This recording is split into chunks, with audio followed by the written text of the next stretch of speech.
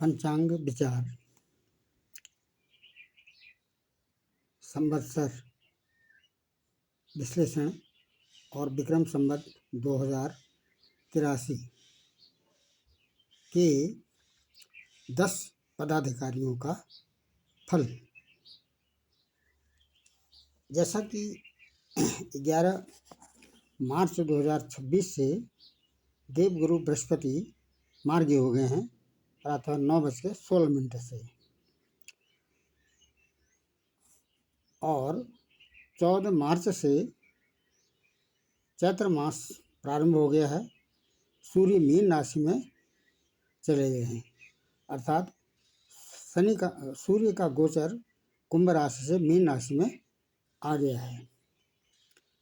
लेकिन जो नया विक्रम संवत है वह 19 मार्च 2026 से प्रारंभ हो रहा है। क्योंकि 19 मार्च को ही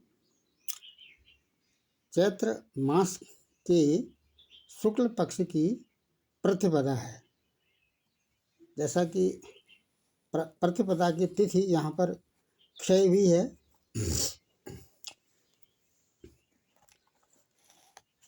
मुख्य बात, यदि जैसा विक्रम संवत 2083 प्रारंभ हो जाएगा,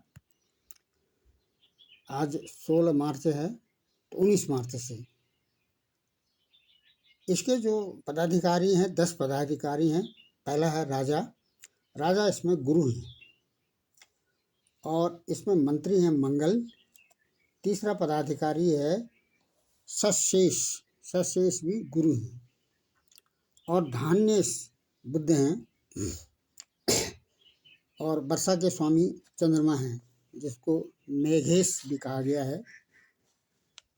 और छठा है रसेश।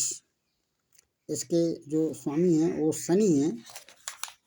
और सातवां है नीरशेष। नीर माने होता है धातु। धातुओं के स्वामी गुरु हैं। और फलेश, फलों के स्वामी चंद्रमा हैं। धनेश, धन के स्वामी गुरु हैं। और 10वां है दुर्गेश। दुर्ग माने होता है किला, यानी सेनापति यहाँ पर चंद्रमा है। और इसी के साथ ही यदि चतुर्मेघ की बात की जाए तो 4 प्रकार के मेघ होते हैं। 60 संवत्सर चलते हैं एकांतर क्रम से। 60 संवत्सरों में से यह 54वां संवत्सर है। इसको रौद्र नाम दिया गया है।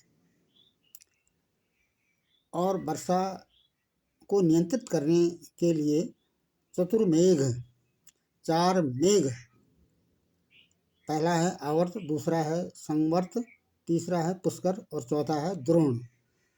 तो ये जो 2083 का विक्रम संवत है, ये संवत्सर, इसमें पुष्कर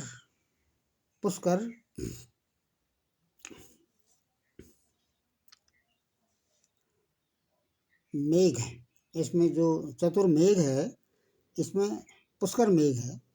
जब पुष्कर मेघ होता है तो उत्तम और भरपूर वर्षा का संकेत देता है। और पहला है आवर्त।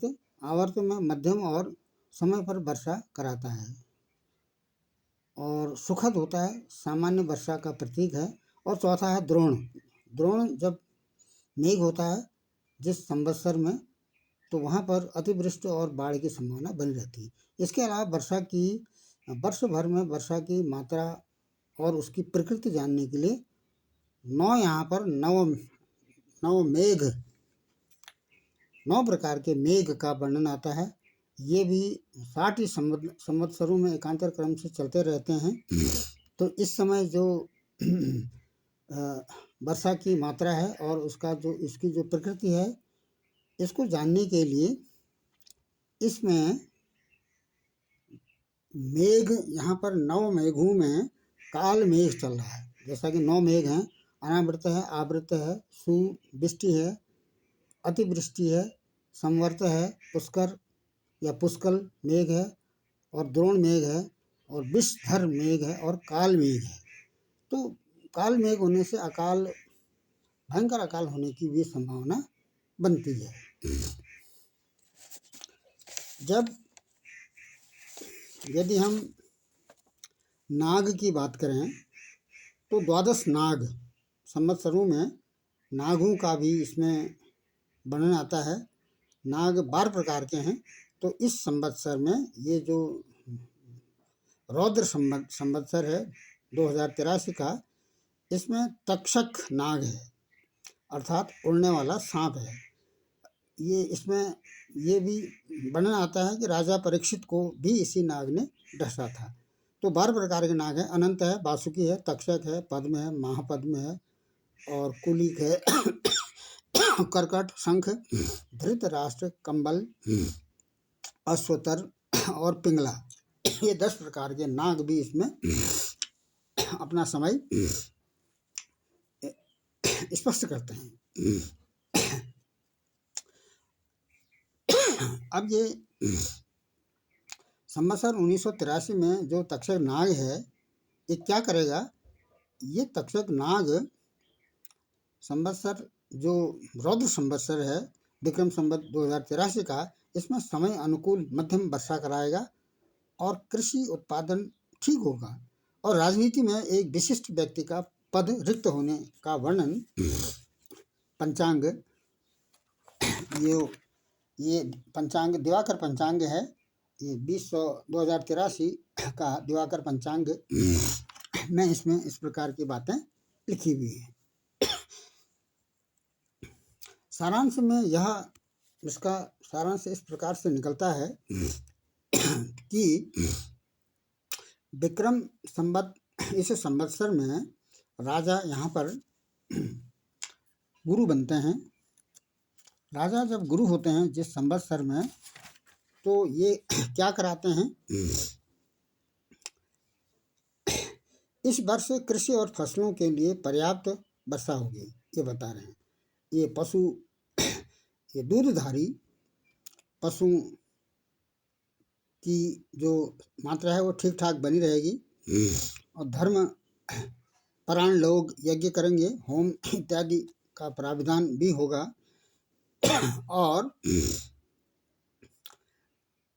ऋण बाजार से प्रतिस्पर्धा बनी रहेगी। अनाज और कृषि का जो उत्पादन है, मौसमी फलों की पैदावार अच्छी होगी। अब अगली बात है मंत्री यहाँ पर मंगल हैं। मंगल इस संवत्सर में मंगल मंत्री हैं। तो देश में जनता चोर और लुटेरे और तस्करों आदि के आतंक और विविध रोगों के कारण परेशान रहेगी। और तीसरा यहाँ पर सशेष भी गुरु हैं और धानेश बुद्ध हैं।